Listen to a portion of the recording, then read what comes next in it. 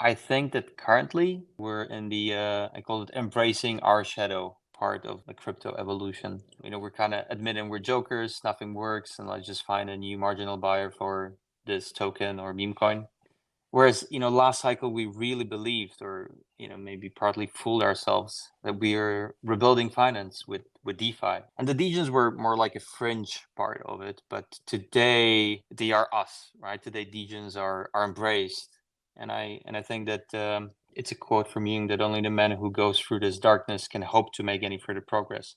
And I think like this is us on the rebound, right? Like we were hurt by this beautiful idea of DeFi, and we're jumping on this meme coin skank, and the financial degeneracy is unraveling, and our shadow is playing out in the open. The Polygon Community Grants Program was launched with 1 billion tokens, all for Polygon builders.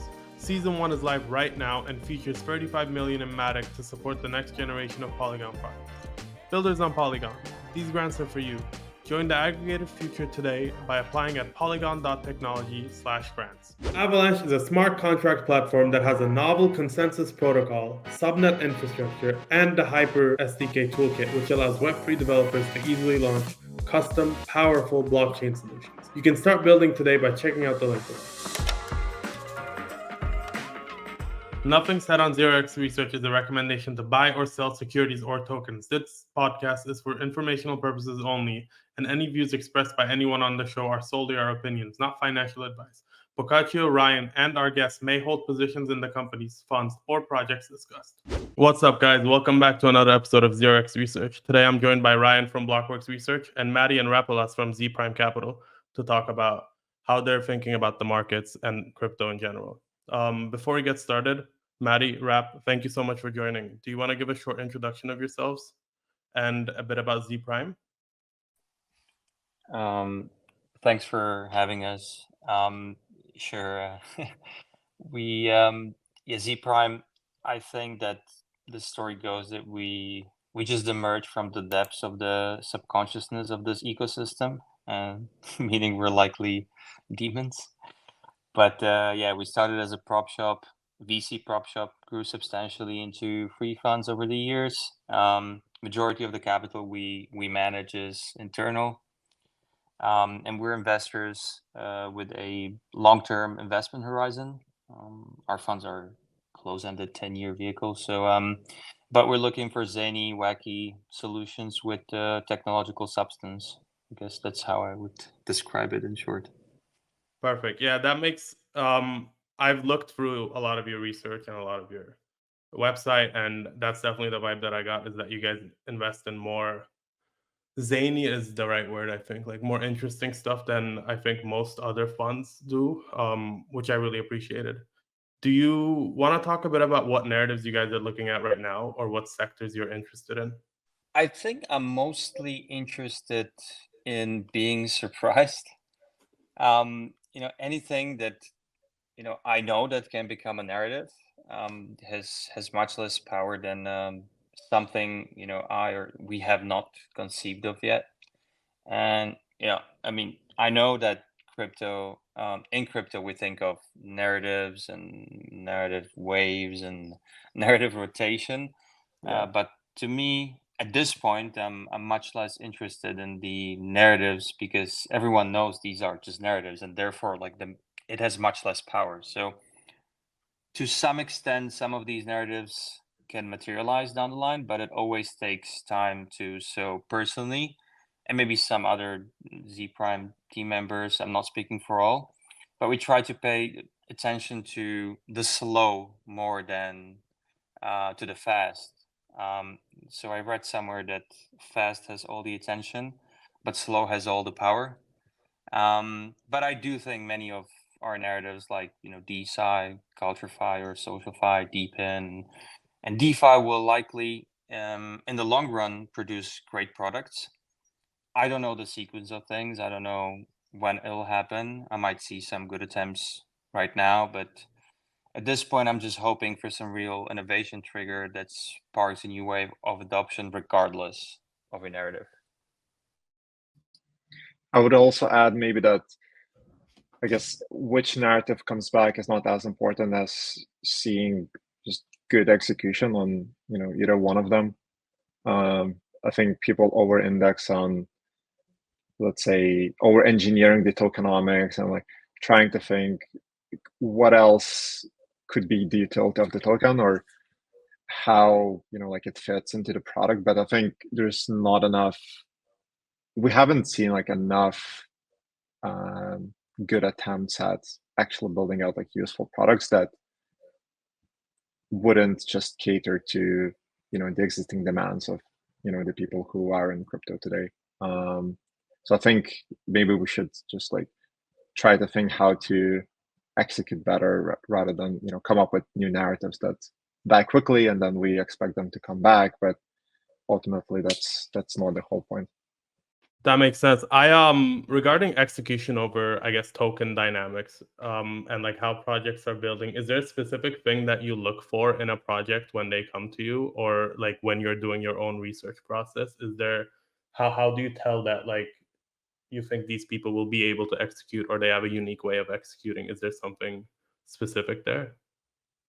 I guess I can start by saying that we're always put off by just like simple copying of ideas from one ecosystem to the other, and being X of Y is never like a good idea. So I guess what we try to spot is just people thinking for themselves and trying to establish a new playbook rather than following in someone else's footsteps. Because I think if you just like copy what other people did, the chances are that the outcome that you're going to have is not going to be as great as the first person for whom it worked.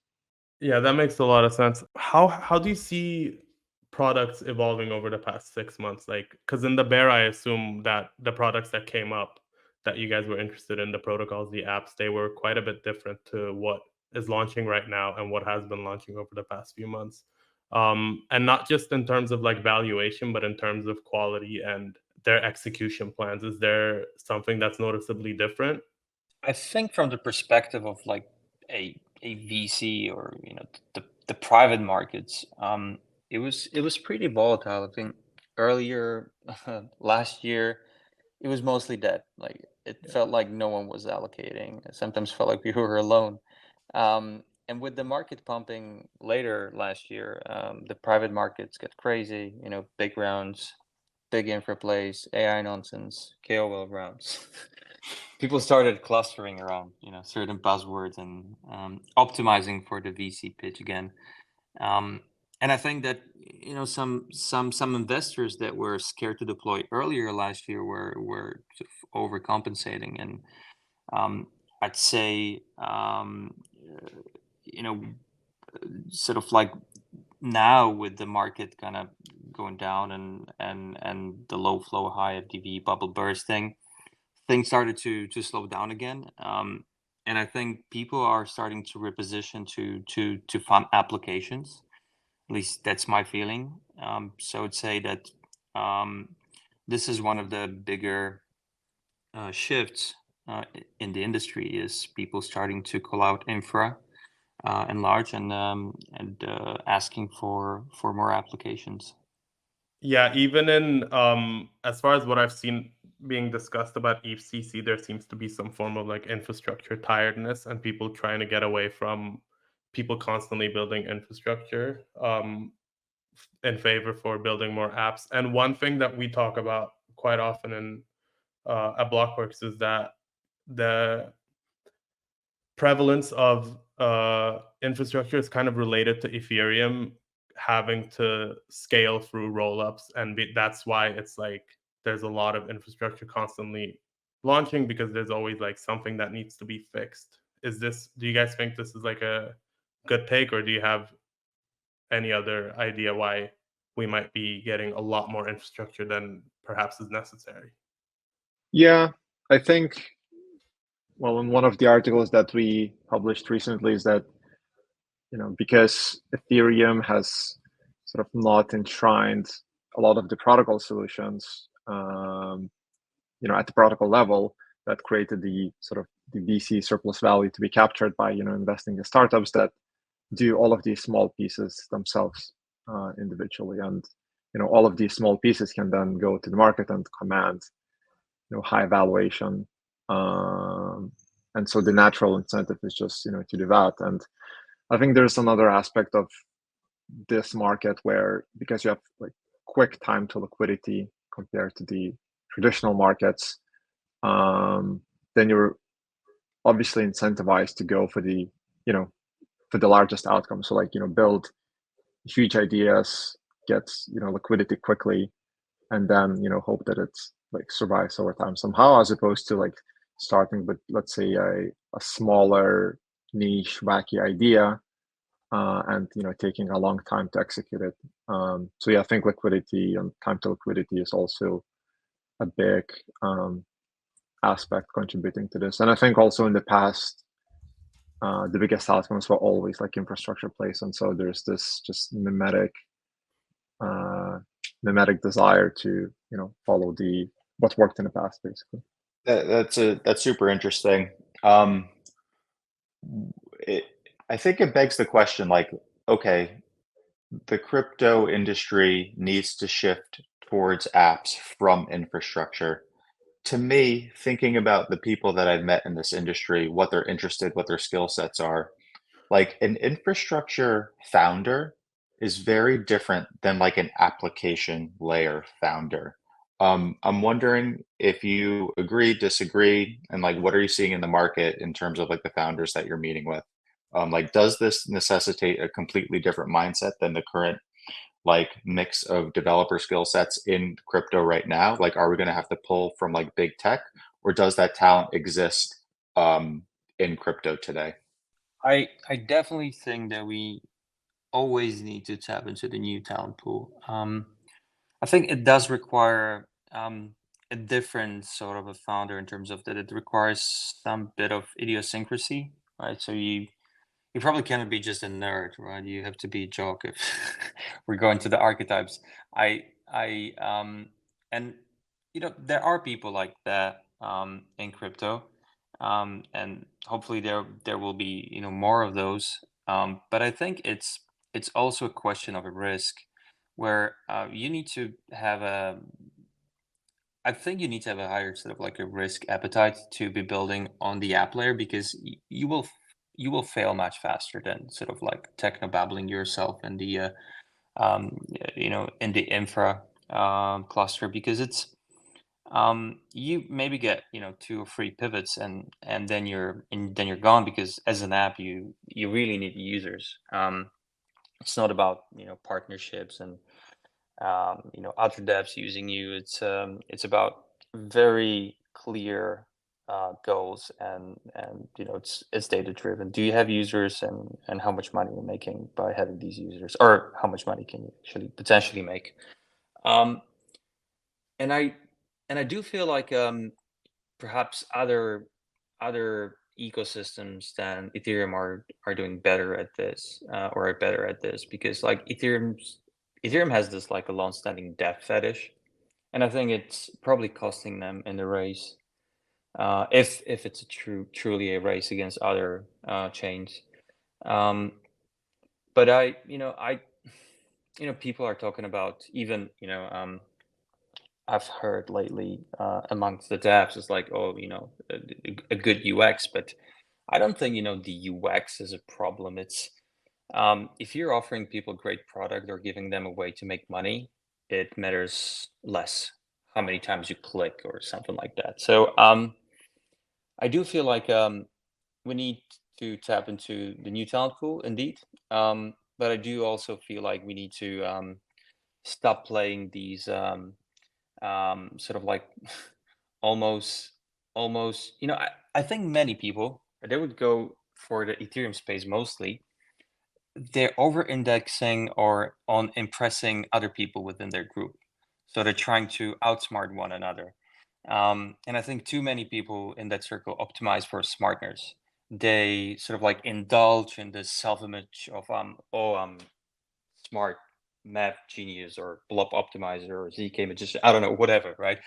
And the fact that they actually got rich in the past real fast as well, just enables this obsession with status gain rather than building outside of this circle jerk towards users. So I think that the incentives are also not helping. So if you get more people interested in building apps, I guess the focus can shift towards them, and it may also convince existing builders to build there. Also, I think to add to this is that what we see, let's say in the crypto consumer product space, is that the founders who build that are not those who've been around in crypto for 10 years. They're more like the people who entered crypto, let's say in 2021, 2022, be it through NFTs or, some other like popular means. And, if sort of you're part of that cohort and, you want to be a founder and build something, like why would you build another L2, or why would you build, a bridge between the L2s or the aggregator? Like the chances are that you will want to build something that's kind of unexplored, because the incentive should be the strongest for that, right? So yeah, I think just to reiterate what Matti said is that it matters like what part of group you are and like who are you trying to impress. Those are two really interesting observations. I guess what we're alluding to is like different cultures forming around different chains and like kind of a path dependency there, like with ETH being more infrastructure related or more infrastructure focused. So that kind of makes me think about like brand new like blockchain ecosystems, right? Like an Aptos or a Sui, like certainly less burdened by like these cultural path dependencies that you guys are alluding to. But at the same time, they like it's hard to start a developer ecosystem, right? So like, how do you guys think about new people coming into the space and what chain they're choosing? I always say that we are product investors first and ecosystem second. I truly don't think it matters where you're building, as long as you're building a great product. Because if you depend on being on a certain chain, are you even a product, or are you just like an X of Y, right? Like I'm a Uniswap of Blast or of Mega ETH or something. And yeah, it's just I don't think it really matters. The ecosystem doesn't matter if we're talking about applications. I agree with you, Matti. I mean, there's definitely some that have done better in certain ecosystems, but I wonder if that's just culture or because of the way that I mean, I guess it's a bit of both. It's like, for example, Base has done comparatively really well with SocialFi, especially with Friendtech and Farcaster both being on there. But then you also see valiant efforts like, I think Lens is on ZK now, but it originally launched on Polygon. So I agree. I mean, apps, I guess as long as you're building it for users, the end goal should always be to abstract away the backend anyway, to not let people focus on what's happening in the background.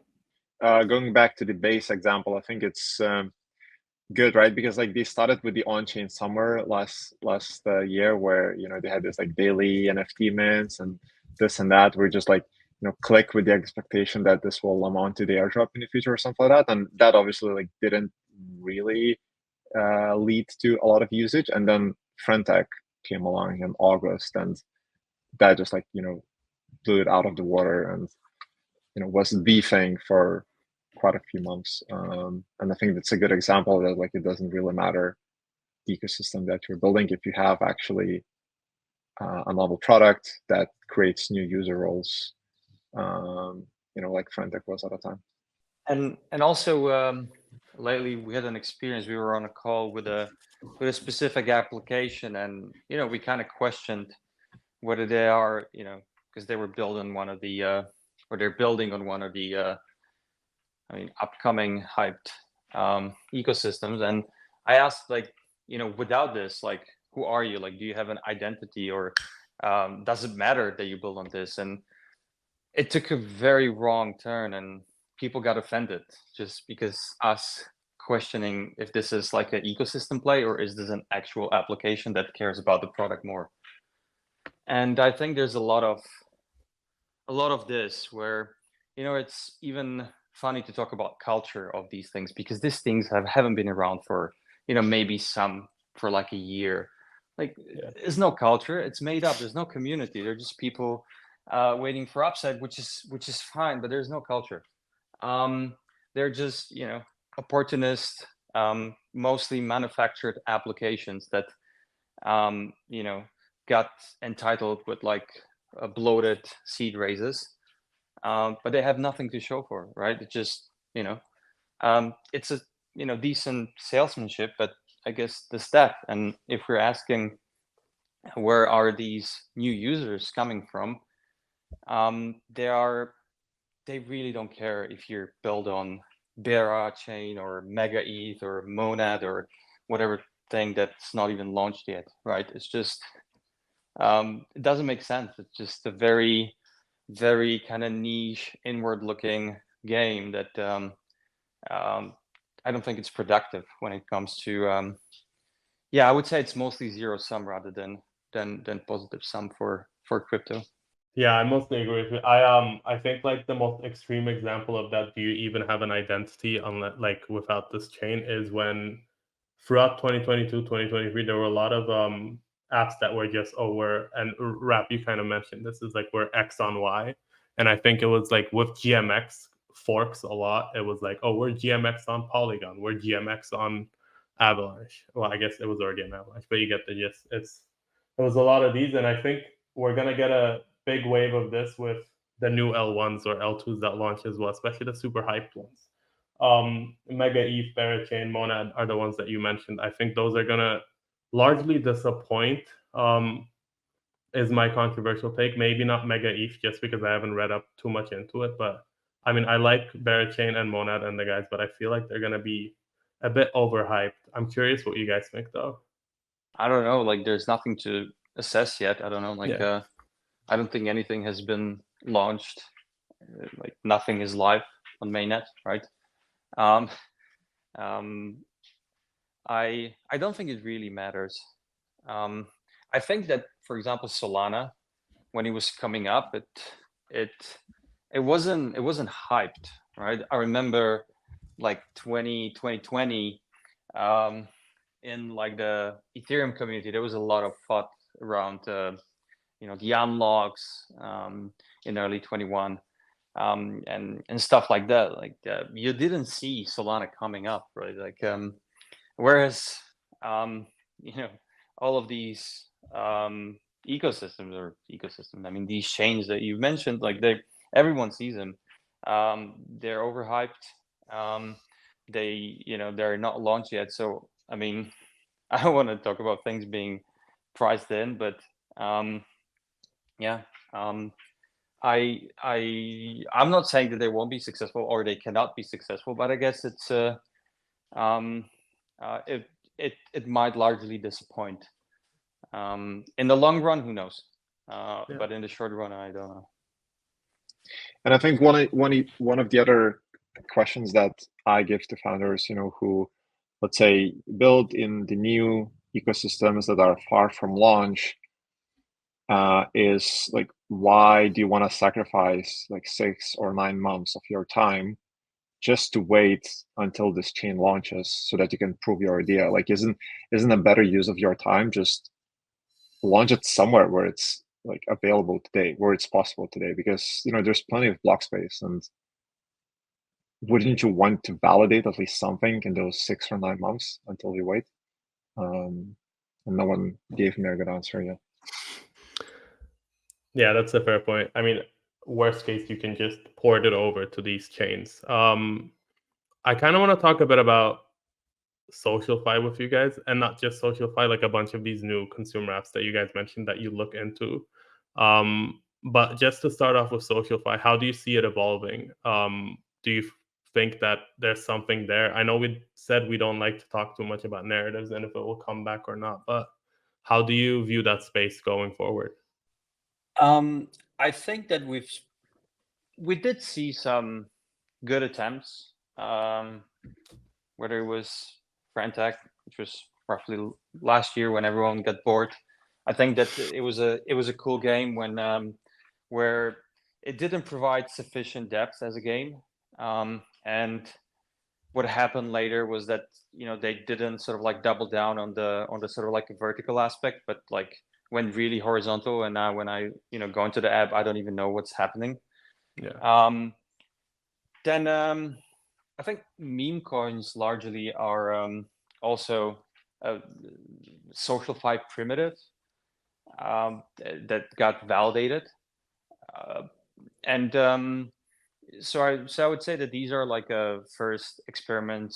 Someone said, and we keep repeating this, that Frantech is to SocialFi what CryptoKitty was to NFTs, and that means I think we are largely optimistic. We've invested in a bunch of things, but I do feel like it's gonna take a bit longer to get somewhere. But I'm trying to be optimistic, and hopefully someone will combine these ingredients in a way that will make sense in the next couple of months, and we will get some kind of a SocialFi, or as I like to call it now, CultureFi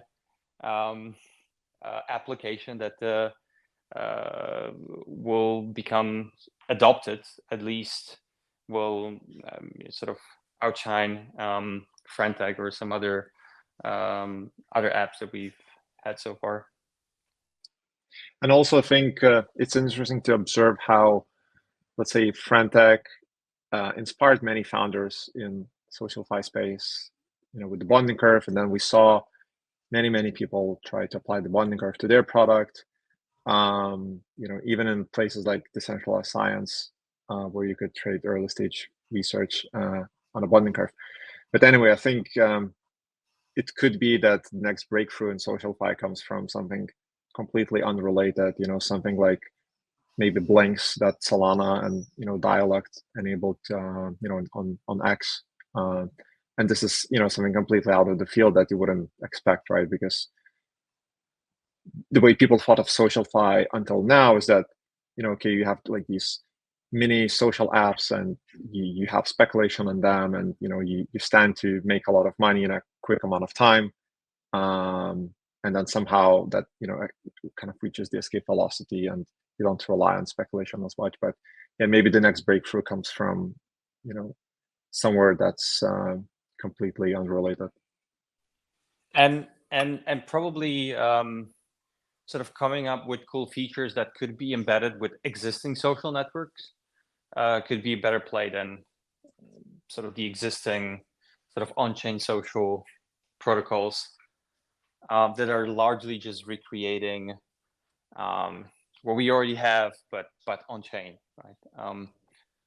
So I would say we grew more skeptical of these sort of Twitter clones, and we were never big fans, but we did see value in a decentralized graph, but I would say now less so, and therefore are more focused on like cool features that could become sticky products, but could live anywhere, right? It doesn't have to be, again, ecosystem specific. It's just a cool and useful app. Yeah, to jump in there, cool features that could be sticky anywhere. Does that sound like, when I think of things that I've seen in crypto that might fit that mold, maybe like a Blinks or a Frames? Like, is that what you're alluding to? Yeah, I think Blinks is a good example that Solana enabled for X, and Frames is also like a novel thing that helped Farcaster to get some relevance and the hype, and then onboard more developers and users. So ultimately, these are two like very different things, right? Because Farcaster is building its own ecosystem that supposedly can offer all the things that X does and more, whereas Blinks just basically says, look, we already have a perfect social graph, so why not just kind of add the commercial and transactional twist to it, because your wallet can do that while you're on X. Yeah, related question here. I'm thinking about like market sizing for something like SocialFi, and it could be a complicated exercise, right? Because I think about current social networks, they're really not financialized, and you can find opinion polling where like people just do not like making financial decisions, and do not like speculation. And we exist within an industry where it's run by speculation, right? Like it's the core driving force. So like given these kind of like tendencies, like how, from a market sizing perspective, how do you think about these like features, these SocialFi features that are driven by speculation, financialization? Yeah, I think it's a question of like um, explicit and implicit financialization, right? Like maybe there's a way how you can embed it into the experience where it's not where it doesn't feel like speculating. That's one thing. So it's very hard to um, understand what the market size is if we don't even have like product market fit. So I have no idea what the market can be. I think I'm optimistic about it being very large. I kind of think that crypto will eat consumer in the long run. But I guess we don't have that wedge yet. We do have a wedge of sort of like of tokens, which I think I don't think Rab will necessarily agree with me here, but I do think that tokens are consumer products, and that is a pretty big wedge. And the question is, how do we take it from here, or where do we take it from here? How do we keep on sort of like building on this consumer product that we created? This new asset class that is consumed by people, not in a way that is necessarily sustainable today, but how do we translate it into sort of applications and just like general new behavior on the internet? Yeah, also, well, first I would say that it's very hard to see the market before it exists, right? Like to conceive the size of the market before it actually started. So we don't really spend much time thinking about market sizing for things. And then another thing, I agree with Matty with what he said about explicit and implicit things. And I think social media in general is actually like pretty financialized implicitly, because like people like influencers with big followings, I mean that is their business model, right? Like it is a financial tool for them. And then consumers also have resources that they allocate to like different influencers and different forms of content, and eventually they pay for content as well. So I don't really agree that the social mediums today are not financialized at all. I think implicitly and in some ways explicitly they are. And I guess the question is if crypto products can push it along the curve towards being more explicit than what it does to consumers on the platforms, and how do their relationships change among each other. I would also add that if I'm right and tokens are the product and there are these weird luxury goods, they give this illusion of a stake in this bright future or in this idea, and they're a game of up and down. Ultimately they are a new asset that have probably not reached its best form, but I hope in the next couple of months we'll have some innovation on this front, and we sort of get closer to crypto as a consumer. And then if you're thinking about TAM, I think the TAM is infinitely large. I really do believe that. But I think we're still a couple of innovation triggers away from that. Hey guys, Permissionless, the event for crypto natives, is heading west to Salt Lake City, and we're bringing the biggest names in crypto together for an incredible can't-miss event. Join me and the rest of Blockworks on October 9th to hear from more than 200 industry titans, including Nick White from Celestia, Shriram from AggLayer, and Keone from Monad. The conversations at Permissionless will be covering the hottest themes in crypto, including modularity, restaking, the Bitcoin and Solana ecosystems, AI and crypto, rollups, L2s, institutional adoption, and of course the November election that will be right around the corner. We couldn't be more excited about this event, and it's happening in one of the most beautiful places in the US. Ticket prices will be increasing towards the end of June, so get your ticket today. Make sure to use the code so I get some credit and bragging rights from the rest of the team. Use 0x10 for 10% off on your ticket. One more thing. We're also hosting the Permissionless Free Hackathon in collaboration with BiddleBox. The theme this year is a multi-chain future, to build a better cross-chain experience so I don't have to have a heart attack every time I bridge to a new chain. All hackathon participants will receive a free ticket to attend Permissionless. So if you're a developer, come join us in Salt Lake City, team up with fellow devs, and build the multi-chain future. Polygon Labs is developing the next generation of open source ZK tech to aggregate crypto liquidity and user bases, empowering developers to grow in a unified web of interoperable chains with the AggLayer. The AggLayer is a machine for network effects. Don't worry about bootstrapping liquidity, just build anywhere in the AggLayer to tap the liquidity and users everywhere. To support the aggregated future and bootstrap quality projects, the Polygon Community Grants Program was launched with 1 billion tokens, all for Polygon builders. Season 1 of the Community Grants Program is live right now and features 35 million in Matic to support the next generation of Polygon projects. For builders on Polygon or projects interested in migrating, these grants are for you. Join the aggregated future and feel empowered to grow in an infinite web of unified, interoperable chains.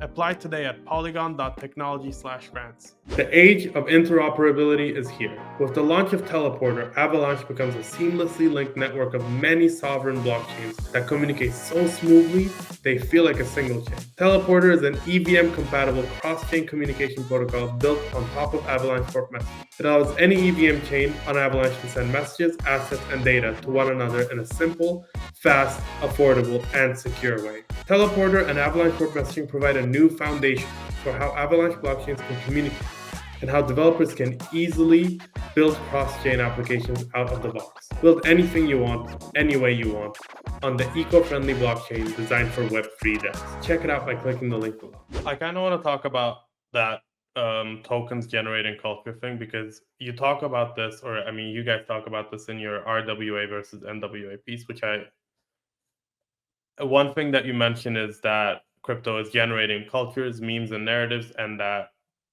we can have new consumer products and markets. Can you, I guess, give an example of what these could look like, or potentially what you see these evolving into? Because maybe I'm just being too much of a midwit, but I'm having a bit of trouble envisioning this.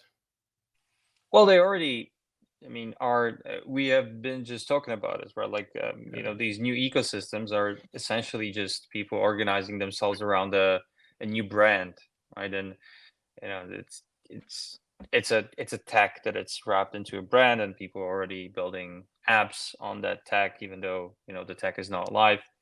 But it's only internal, right? It's only in crypto. But I think there's a way, and maybe it's I'm not sure if it's a good example, but the mother token, you know, it was it is also a brand, right? The same way as any other token is a brand, and you know, there were some products attached to it, and I do think that this is the way.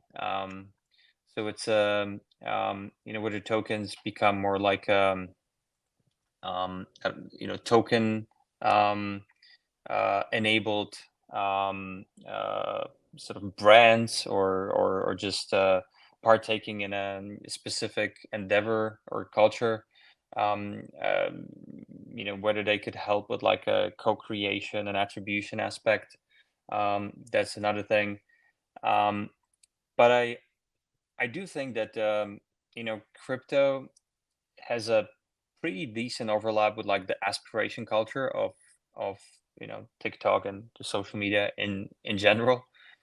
And I do think that this is where we could, you know, where we could find our wedge, as in, like our culture, like the crypto culture, is built on moving money, and money is the enabler of the aspiration culture. So that's the wedge, and that's why we have meme coins, in my opinion. And I do feel that already shows that, okay, so people can organize around this, meme or a brand, and I just think we need to find more productive endeavors where this could become like a meme coin with a utility, for lack of a better description. And I think there you have the consumer products, whether it's meme coins that are enabling gating access, or they're enabling premium access, or whatever. It's just, I think there's a lot of different experiments that we could do. We had this idea of culture bootstrapping pools, where you could sort of like try to bootstrap a new sort of a brand through Kickstarter like mechanism, but leveraging some crypto dynamics. So yeah, I think tokens are the culture and the distribution rolled into one.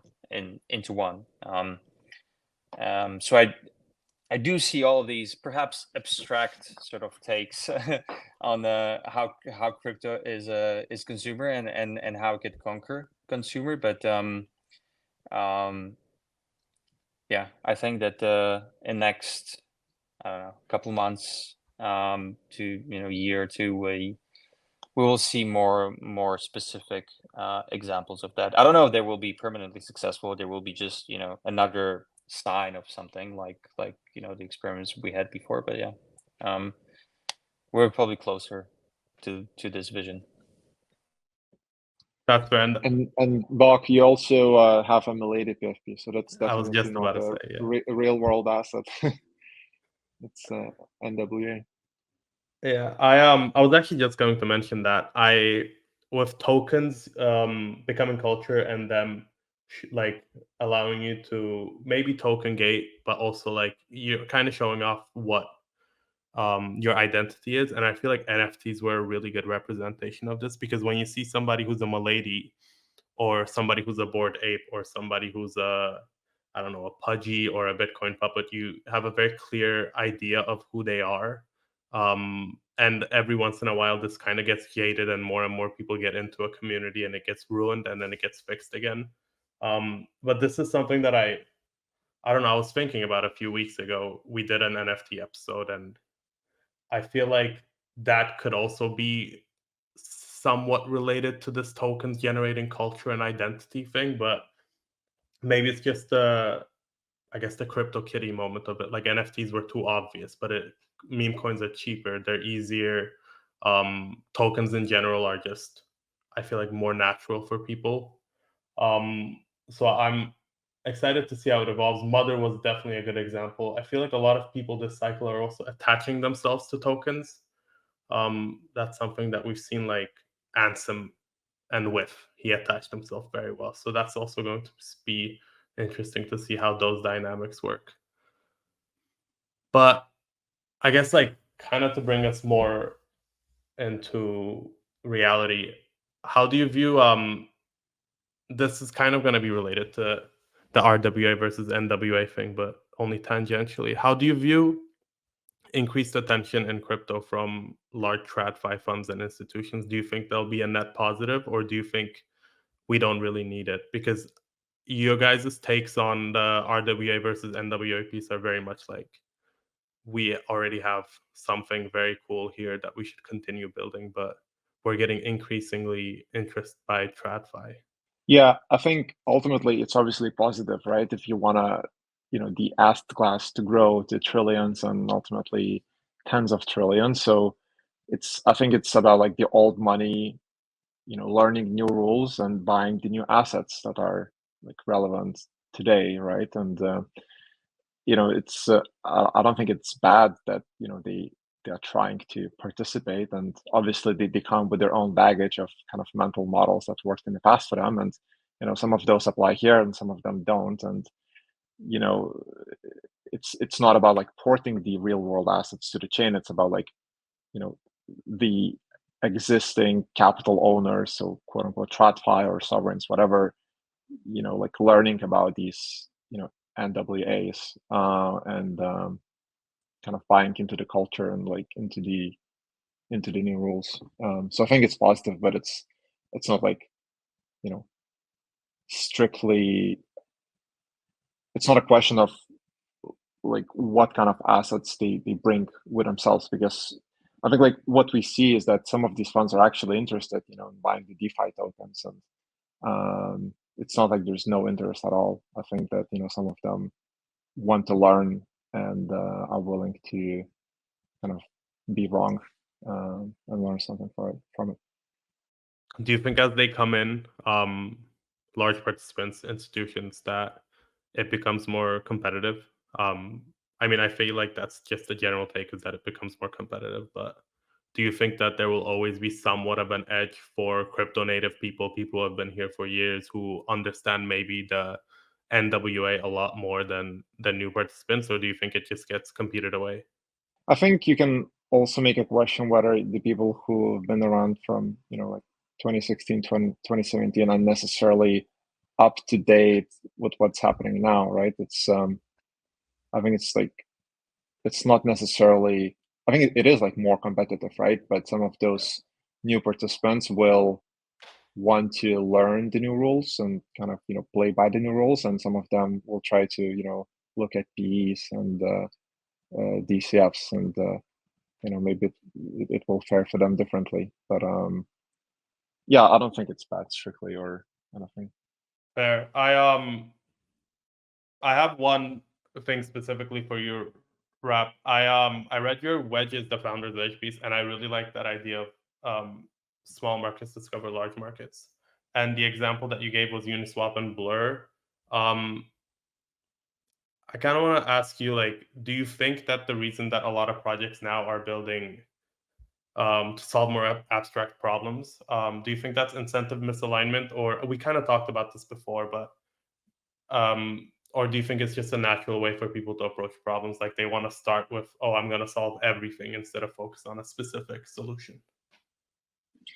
Yeah, I think it's important to realize that, we are, in a phase of the market cycle where we're kind of at all-time highs for Bitcoin. And so I think that the natural incentive for people is to be like, okay, this is the moment to, grab as much cash as possible and, execute on a playbook that works, because there isn't like much time left, to do this, or at least I feel like some of them think that.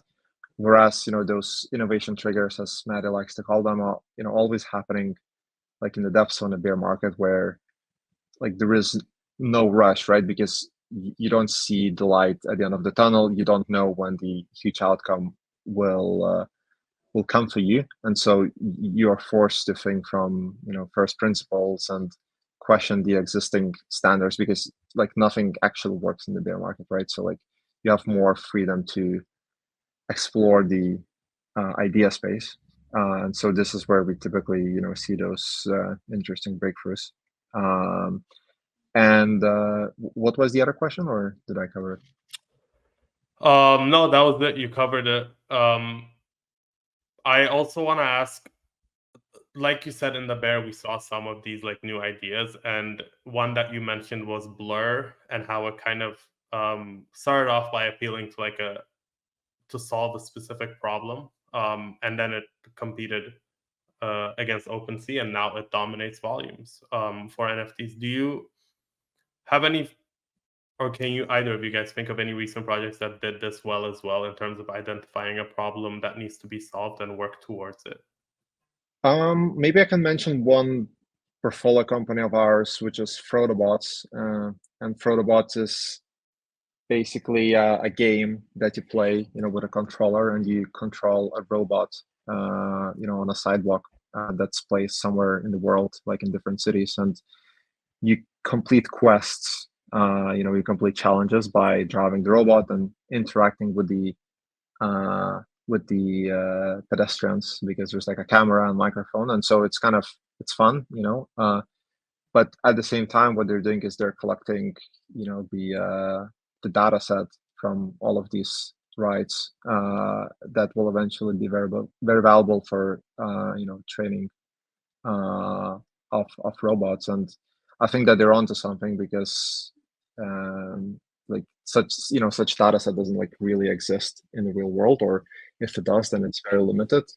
And I think this is an example where you start with a game, and your user is the gamer who just want to have fun, but at the same time you're solving like a much larger problem that is not obvious just on the surface. I would also add freaking hair DAO, because balding is a real issue that has not been solved, and there's a real audience for it, and it has truly been underfunded. And hair DAO, they have the token, they have the memes, they have a clear mission, and to me this is one of the most important ongoing experiments in crypto, where it's tied to actual research and actual studies being published, and the products being developed, and consumer products being launched. Their shampoo that they also have launched. So and it also ties into commerce. So I like these idiosyncratic ideas more than just a very generic products, because with these idiosyncratic ideas you're more likely solving a real problem that is not necessarily only sort of like crypto native problem. Yeah, that's fair. I mean, if they can solve balding, that would be incredible. Yeah. Also, what I just realized, when Matti said this, is that like a lot of the products that are built today are actually for people who are already on chain, and it's fine. But I think we also have to realize that like the people who are already on chain, they're not going to leave ever, right? Because it's almost like an addiction for them. It's like part of who they are, and so like whichever product you will throw at them, they will use, right? Because there's like the incentive, there's the intellectual stimulus of trying something new and like being early to something. But so maybe at the same time, it's like not a high enough bar, right? Because like these people will use these apps like however crappy they are. And so going back to what we talked at the beginning of the pod about like raising the bar for execution, I think this also goes back to that, which is that we have to like set a bar higher. And so I think HairDAO is instead of looking inwards, which is kind of the core users of on-chain today, they're looking outwards and saying crypto is just like means to an end to solve some problem.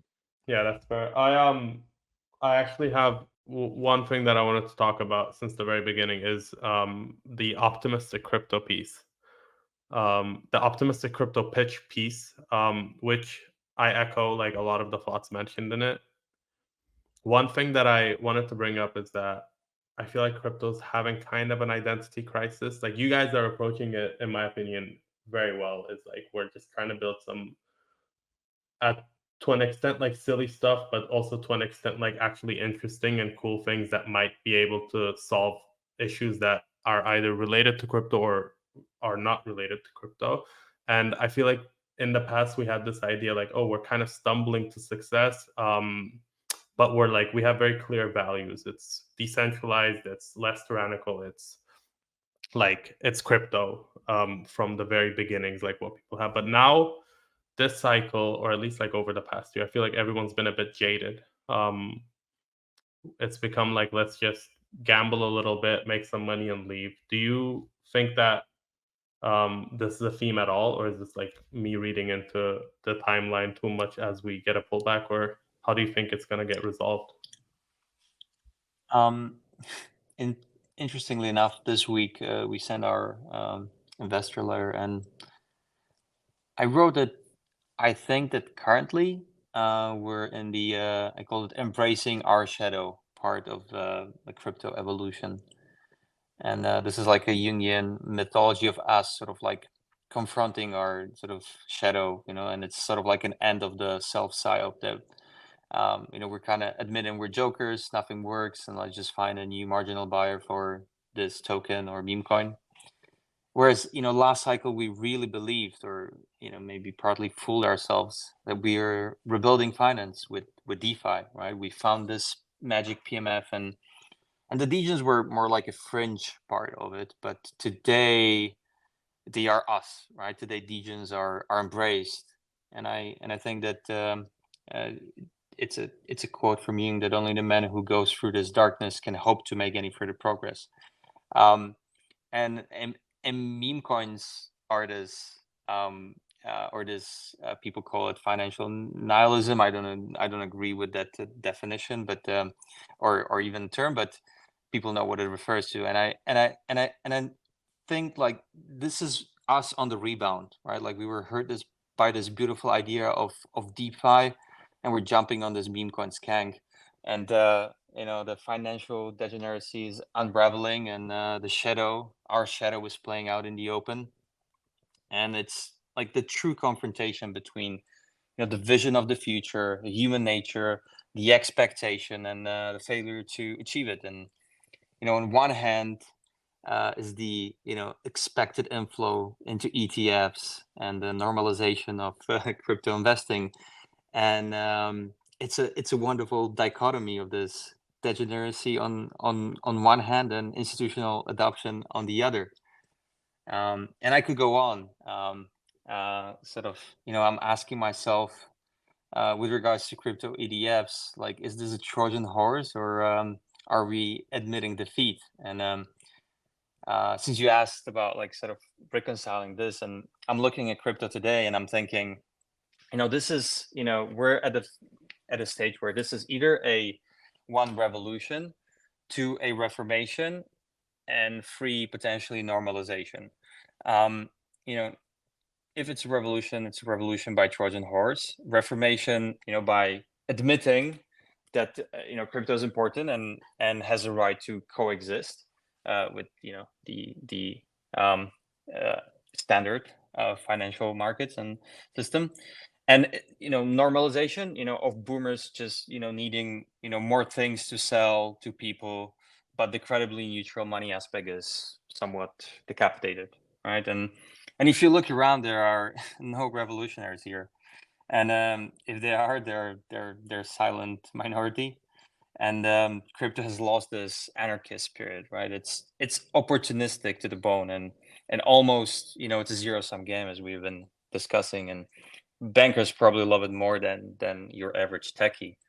And if it becomes a revolution, then it's probably only by serendipity at this point. That would include implosion of the existing system, and I think revolutions only happen when the idea is stronger than the payoff, or when you have nothing to lose, right? And I think ideas and ideology in crypto are getting weaker, and people have too much to lose these days, right? So the reformationists among us, the lobbyists, the big exchanges, the big investors, I think they favor the outcome of the reformation, right? Like, so it's more of a negotiating with the incumbent. And I think that crypto is not going strong because we are so brilliant at the moment, but because the opponents or the incumbents are even more dumb and corrupt and on a bureaucratic autopilot. And in regards to normalization, I think BlackRock is on the side of the money and does not have true ideology. So I think we're not, or will not, get decapitated by direct hit. Although like the government attacks and related agencies make it difficult for us, but I think now we're fighting for reformation and hope we don't get normalized. I still think, despite the froth and the lack of product, just by the virtue of the permissionless access to markets, we're ahead, and so money will flow through the path of least resistance, and most money is dumb money. Just like those schools of fish swimming in the ocean, and if it's easier to flow into crypto, they'll flow here, right? And I think it's getting so difficult to operate under this, sort of KYC, AML, authoritarian regime to open even like a broker's account, and it's just governments are taking away access to the markets while crypto is adding more, right? It's like more ways to access more markets for more people, and yes, it's mostly dumb things like meme coins. But the agencies, the government agencies that take away access to markets are even dumber than these meme coins, in my opinion. Like banks are not businesses anymore; they're government bureaucracies in the way they operate, and then in terms of their dependence as well. So, all in all, I think that despite us being in this weird stage, I think we're sort of like reforming, and I think we can still grow 10x in the next months and years, to the disservice of majority of insiders, by the way, but because everyone just feel like they're geniuses, but they're not. It's just that our competitor opponent, it's ruined itself. So I would say price action wise, I'm probably more optimistic in the short to midterm. But in terms of actual substance, technological innovation that leads to better commerce that we discussed right now, I think that's further in the future. Wow. Yeah. I don't even know what to add, because that's exactly kind of what I was looking for. And I mostly agree with you. I think money will flow into crypto. I also agree that we're kind of like in a weird place, but over the next, let's say 5-10 years, I mean, I'm always optimistic. That's the issue with me, is that I'm always a believer, and it's very good right now, but at some point it might not be as good. But we'll see how everything develops. Ryan, do you have anything that you want to add? Hey, Maddie, I thought that was a fantastic answer. That was awesome. I'm scrolling through your portfolio here, and I just like wanted to ask one kind of high level question from an investor perspective. I see like a very wide array of bets across like disparate themes, right? Like there is like decentralized trading via Jensen. There is like prediction markets via Polymarket. Ceramic is a super interesting primitive. Flashbots, Mev, like the there's a lot of expertise here embedded in your portfolio, and I'm wondering like how do you guys attack that from an investor perspective? It seems like nothing's off limits, but in my mind, like you kind of want to like zero in and specialize on something. Like how do you guys handle tackling so many different markets here?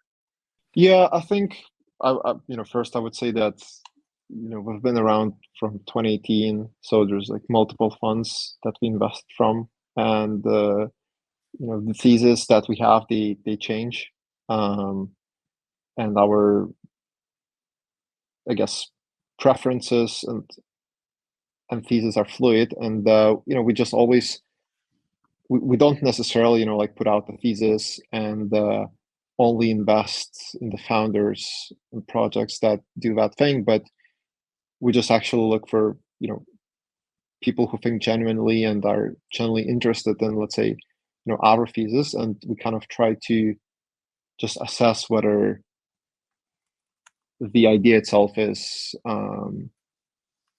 original and kind of out of the box. And you can be like, you can have a great idea regardless of which crypto vertical you're working on.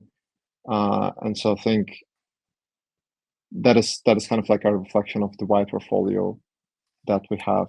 And I think I don't know like any fund who like over a long period of time managed to have stellar performance by just like zeroing in on one thing, right? I think like these crypto ideas, they have cycles of their own.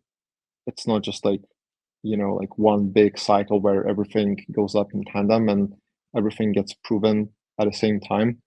They actually have their own cycles, and they have like idiosyncratic things that work for them. And so, yeah, I think that kind of summarizes it. I don't know, Matt, if you have anything to add to that. I don't know. I maybe just if if like 3 years ago, if you put together like the best math MEV experts and give them money to invest in MEV related stuff, I don't think their portfolio would be that great. So I don't necessarily think that you need to have like 100% expertise and understanding all the nuance, because first of all, they change real fast, and sometimes if you're too zeroed in on something, you're missing the bigger picture. So that's why we want to maintain generalist, because I think that we like the idiosyncrasy of it. And yeah, I guess the incentive is to become more focused. I think the institutional investors talk about like crypto funds being, like theme oriented is better, because they have true expertise. But I think it's just an illusion of an expertise. Like, this is so dynamic, so it's changing so much. If you're expert in something today, probably you don't even understand a single thing about the topic in like 3 months, because yeah. So I guess it's also a way how to sort of remain fresh and to be always on the lookout for a new thing when you're doing various niches and verticals in crypto. So for us, it's been very productive to be challenged by different themes and crypto verticals.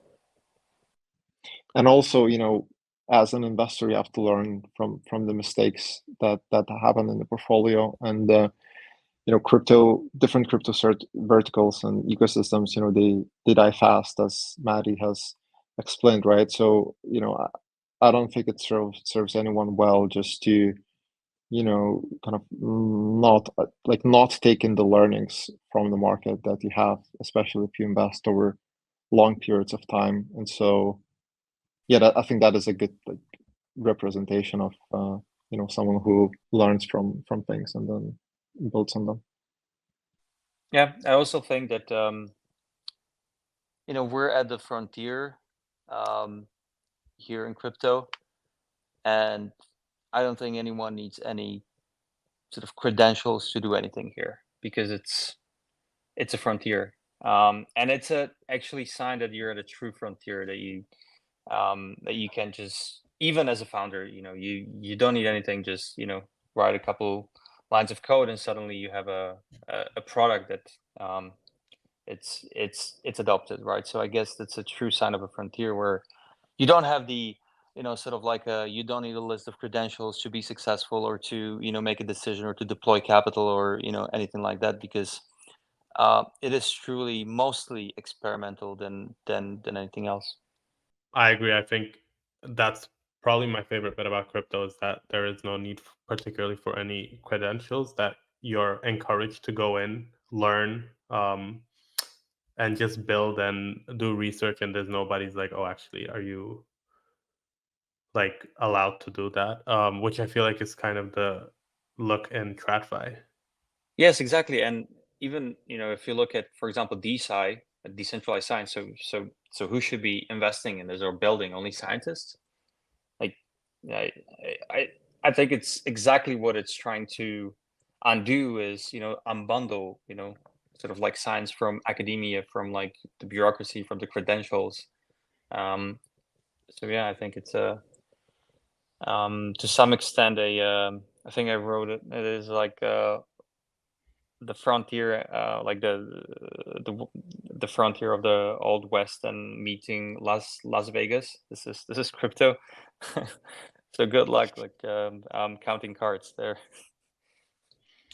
Yeah, I think this has been my like general. Whenever anybody's like, "Oh, like why would you care about decentralized AI, or why would you ever care about like decentralized gaming, like fully on-chain gaming?" And the general take is that like, why would anybody who has the credentials just come and work in crypto? Why wouldn't they just do something for some established traditional company? And I think crypto has such a unique way of like you have a hyper financialized platform where you have guaranteed at least like, let's say, 5 to 10,000 users day one who just want to try out stuff because of various financial incentives.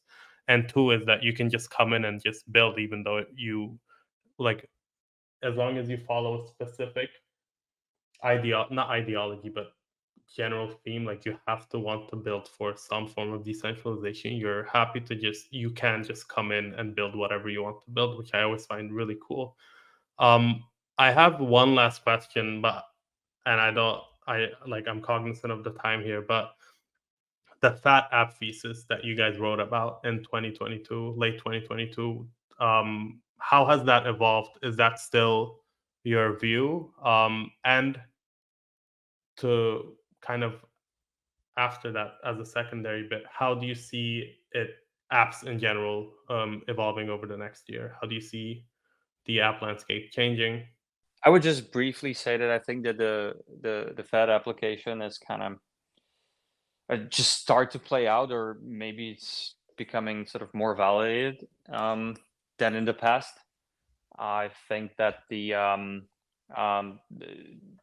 last couple of years, infrastructure has been the dominant play, and now the market is saying, okay, we need more apps. So in that respect, that's a beginning of validating it. I think the idea that if you own the users, you're going to build your own stack. That one is also playing out, and I think that that has not changed. And yeah, Rap, you probably have something else to add here? Yeah, I would say that since end of 2022, we just saw more apps, building their own chains, their own rollups, building their own wallets, abstracting the chains. So I think it's playing out as we expected, I think, on the Fat App thesis. In terms of what's going to happen over the next year, in relation to the apps, I just expect that we see like many more experiments that, as we like to say, they happen fast and then they fail fast, right? Because the feedback cycle is very short, very quick.